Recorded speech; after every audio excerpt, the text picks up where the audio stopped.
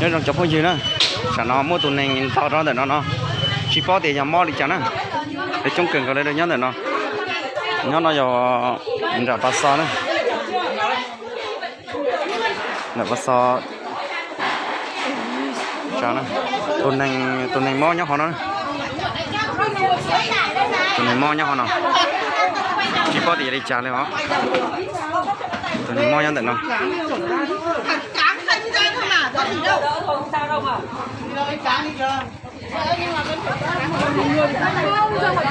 đợi nó nhỏ lúc kia bà sáu nữa quyện phòng thủ nữa để cái bà sáu nữa là bà sáu nữa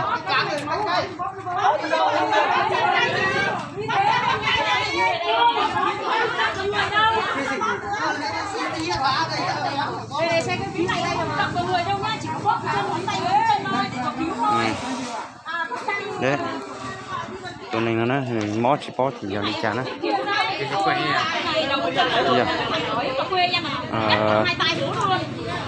nó tụi này nó chỉ có tiền mó chả chen to là nó sai cường gọi đấy nữa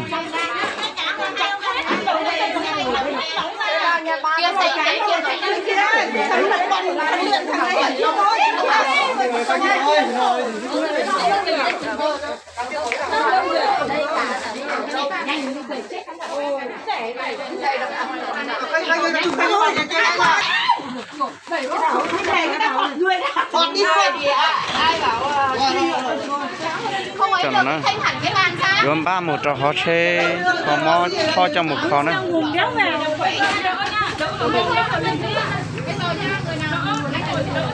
cho nó sấy nè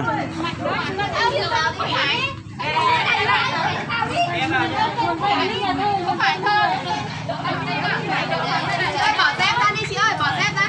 Nâng hẳn lên, đúng hai bên xuống, đúng hai bên lên, đúng hai bên. Cùi cao vào. Mở mắt rồi, mở mắt. Mở mắt rồi. Nó đúng chặt ra này là. Cái môn nó không lắm rồi, em không làm được cái chân em tới này. Đi thì đi thôi, cũng không là gì lắm. Làm này thôi.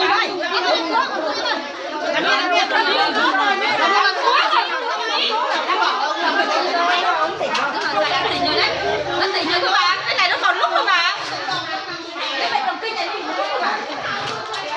rồi đó chúng ta một trăm tờ lúc xe nó xe thon hình mo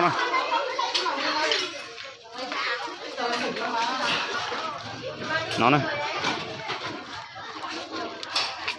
chỉ có thể giờ mo đi trả lại tiền mo thần kinh nó mo thần kinh nó mà chỉ có thể mo đi trả cái đó xe mo lại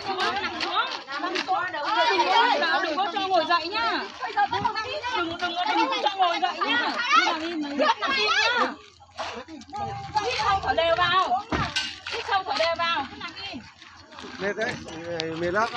Thằng em hút cái gì như này ông bảo thằng em cái này trước mệt lắm.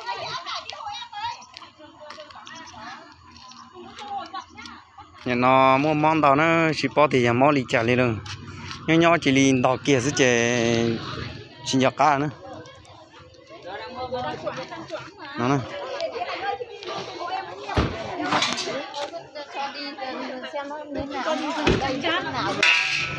ở đây mình chả biết thế nào biết cái rắn đi thành phố thôi hết hồ đó.